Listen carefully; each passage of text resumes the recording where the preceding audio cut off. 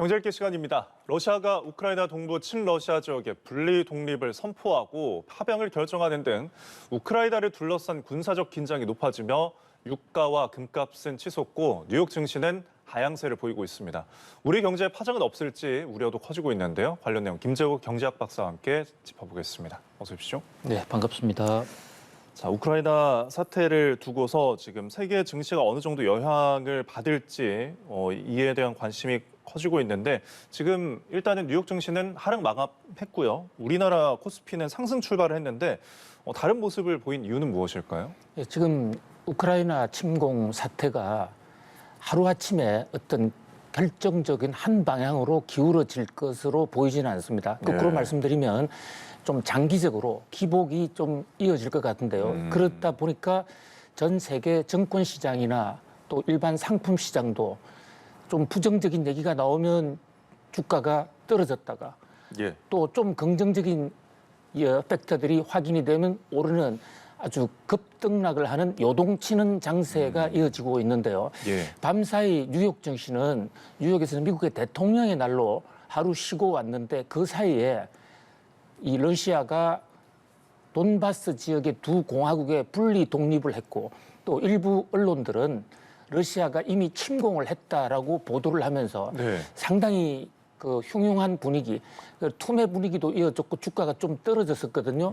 근데 뉴욕 증시에서도 장 막판에 아직은 러시아가 우크라이나 지역에 군대를 파병한 적이 없다라는 푸틴 대통령의 발언, 또 뉴욕 증시에서도 이 러시아가 우크라이나의 전면전을 하지는 않을 것이다 하는 것이 오히려 러시아의 손해가 더 많을 것이라는 이런 분석, 이런 것이 나오면서 다시 전 세계 증시가 지금 조금씩 오르고 있고요. 뉴욕 증시 같은 경우에도 지금 선물 시장은 정규장이 끝난 이후에도 계속 지금 24시간 거래가 되는데요.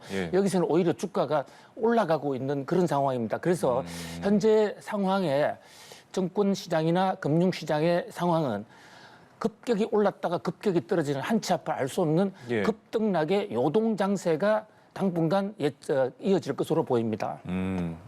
시시각각 증시가 굉장히 민감하게 반응하는 모습을 볼 수 있는데 미국과 EU 국가들은 일단 러시아의 우크라이나 침공이 시작됐다고 좀 보고서 제재 조치를 속속 발표하고 있습니다.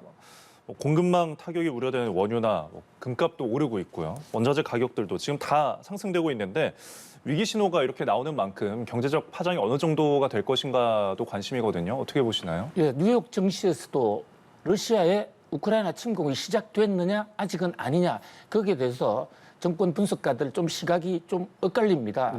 현재 돈바스 지역의 분리 독립을 공화국 두에 대해서 푸틴 대통령이 사인을 한 것은 사실인데 그것 자체는 민스크 협정의 위반이기도 하지만 그것이 군사적 행동은 아니다.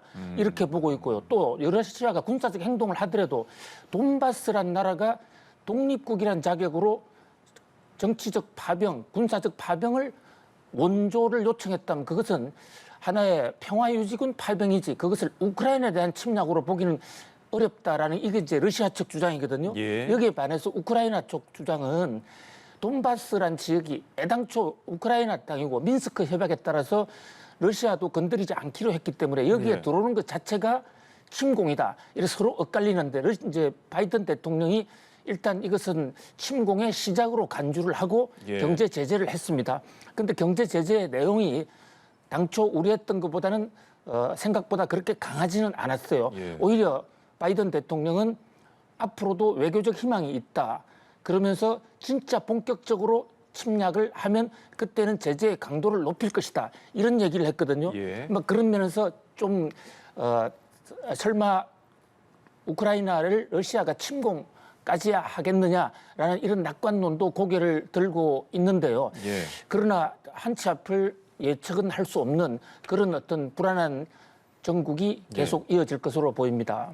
어찌 보면 러시아가 어떻게 행동하느냐에 따라서 달려있다고 볼 수 있을 것 같네요. 자, 유가가 사실 오르면은 당연히 수입 물가도 오르겠고요. 인플레이션 어떤 물가 상승에도 영향을 줄 것 같은데 우리 경제에 미치는 영향은 어쩔지도 조금 관심이거든요. 정부는 지금 이 상황을 어떻게 평가하고 대비를 하고 있나요? 정부는 연일 지금 타스크포스를 만들어서 우크라이나 사태가 세계 경제나 우리나라 경제에 미칠 영향을 예의주시하면서 시시각각으로 좀 대책을 내놓고 있는데요. 예.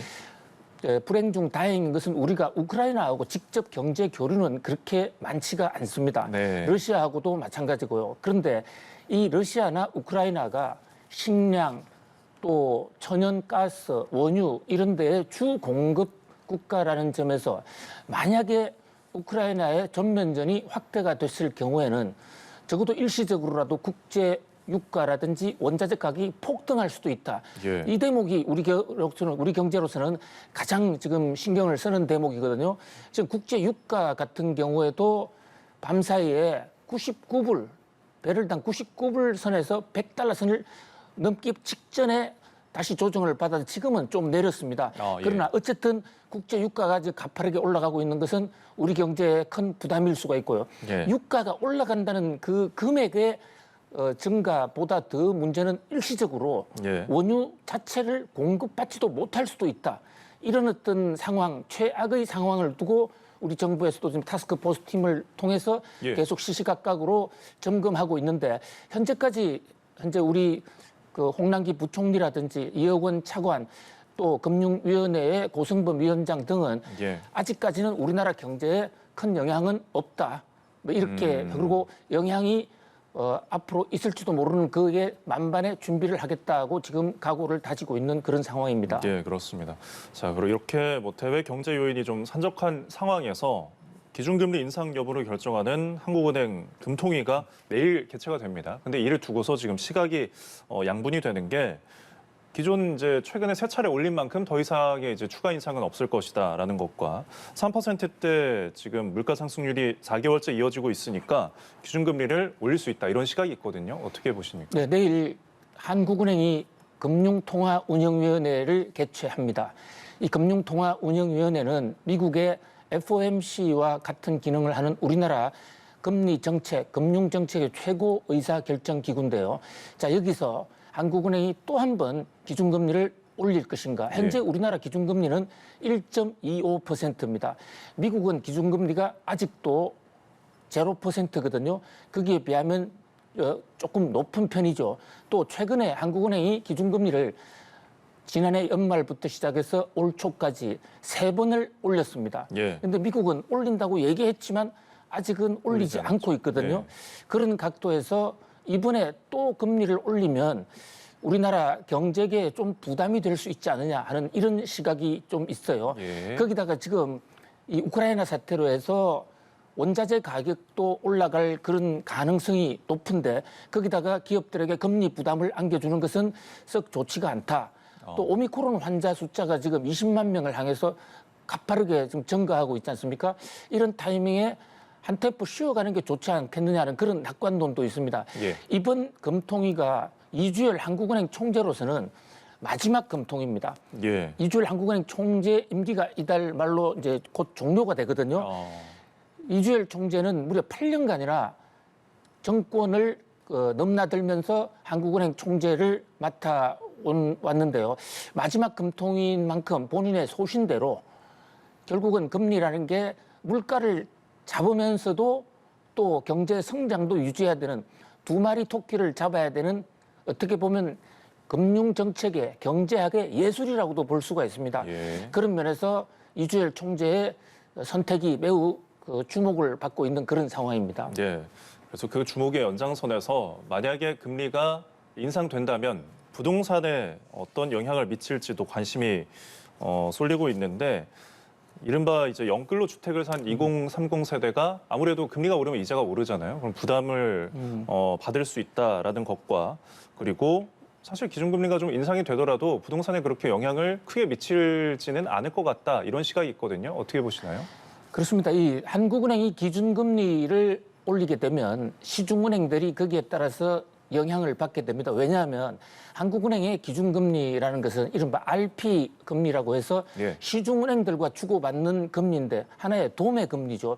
도매 시장에서 금리가 올라가면 한국은행으로부터 그 돈을 받아서 자금을 운용하는 시중은행들은 일반 고객이나 기업 고객들한테 금리를 올릴 수밖에 없는데요. 가뜩이나 지금 회사채 금리가 들썩들썩하고 있는 마당에 한국은행이 기준금리를 올린다면 대출금리가 좀 더 올라갈 것입니다.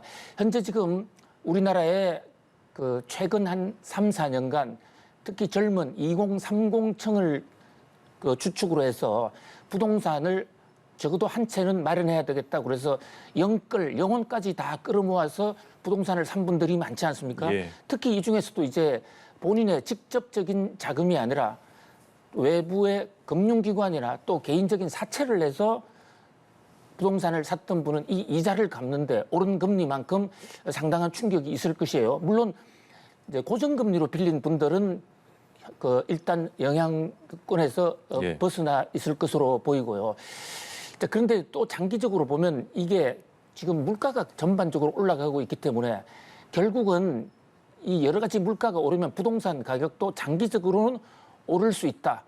그런 관점에서 오히려 금리 부담보다는 이 물가 상승분이 금리 부담을 상쇄해 줄 것이라는 그런 낙관론도 없지는 않습니다만은 예. 그러나 어쨌든 대출을 받아서 남의 돈으로 부동산을 산 이른바 레버리지 효과라고 그러는데요. 이 네. 레버리지 투자를 한 분들에게는 금리가 오르면 상당히 부담이 될 거고요. 이 금리는 이번 한국은행이 이번 금통위에서 올리건 안 올리건 이걸 떠나서 당분간 좀 더 오를 거거든요. 네. 그러니까 그게 금리가 앞으로 적어도 1, 2년간 더 오른다는 전제 하에서 재테크 정책, 자신의 자금 관리를 해야 될 것으로 보입니다. 예, 좀 더 장기적인 계획이 필요하다는 말씀이셨고요. 부동산 시장의 그 해석을 두고서 뭐 지금 정부 측 입장, 홍남기 부총리가 한 발언을 빌리자면요, 주택 시장이 변곡점을 지나서 지금 추세적 하향 안정 국면에 진입했다는 이런 인식이 확산하고 있다, 이렇게 발언을 했습니다. 최근 부동산 매매와 전월세 시장의 동향은 어떤가요?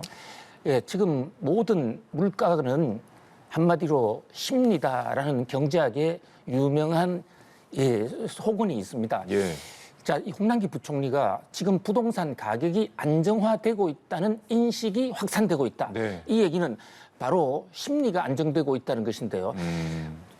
부동산이든 일반 물가든 이 물건이 더 오를 것이다 생각하면 당장에 살 필요도 없는 사람도 먼저 사게 되고 그래서 가격이 올라가는데 예. 적어도 지금 상황에서는 좀 두고 보자.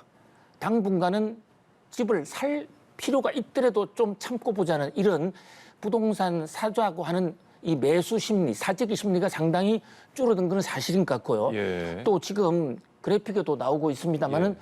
부동산 아파트 가격의 상승률, 물론 아직도 일부 지역은 여전히 오르고 있습니다만은 예. 상승률은 아주 급격하게 하방 꺾어지는 예. 그런 모습을 볼 때 적어도 부동산의 폭등세는 진정이 됐다. 그리고 이것이 대세적으로 추가 하락으로 이어질 수도 있다는 이런 전망까지 지금 나오고 있거든요. 예. 그런 면에서는 일단 그동안에 4, 5년간 우리 사회를 아주 들끓게 했던 이 부동산 폭등 현상은 예. 어느 정도 진정이 됐다 이렇게도 볼 수가 있겠습니다. 예, 일단은 심리적 안정이 보이고 있다라는 해석이셨고, 자, 그런데 아까 언급하신 것처럼 일부 오르는 지역에 대한 이야기를 좀 해보겠는데요. 강남권의 지금 고가 아파트가 이 하향 흐름과는 조금 다른 어떤 표를 보이고 있거든요.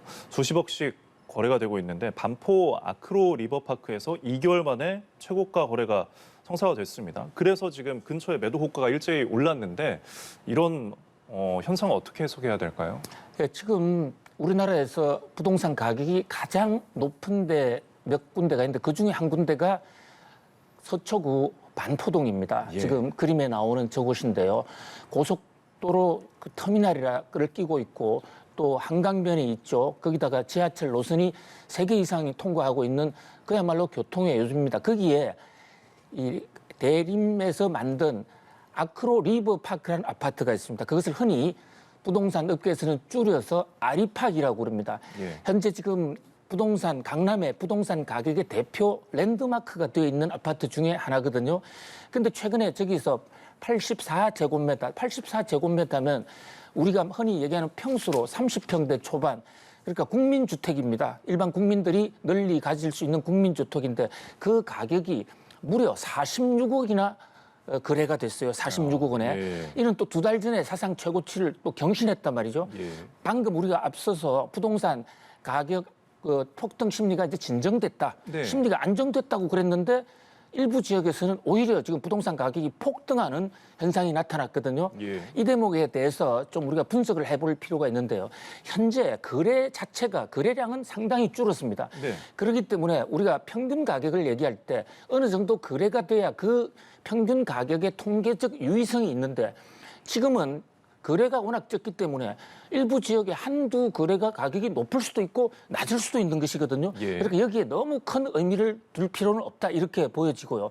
자, 그러면서도 또 한편으로는 거꾸로 부동산 가격이 안정됐다고는 하지만 아직 일부 지역에서는 예. 여전히 속으로는 더 끓고 있다. 특히 인플레 시대이기 때문에 예. 인플레는 현찰을 갖고 있는 것보다도 실물 자산을 갖고 있는 게 더 유리하다는 게 이게 경제학의 또 기본이거든요. 예. 그런 면에서 완전히 그 불이 꺼지지는 않았다. 특히 한 주택 그 저기 똘똘한 한 채를 노리는 투자자들은 예. 여전히 살아 있다. 이렇게 볼 수 있겠습니다. 예, 알겠습니다. 지금까지 김대호 경제학 박사와 함께 진행했습니다. 고맙습니다. 고맙습니다.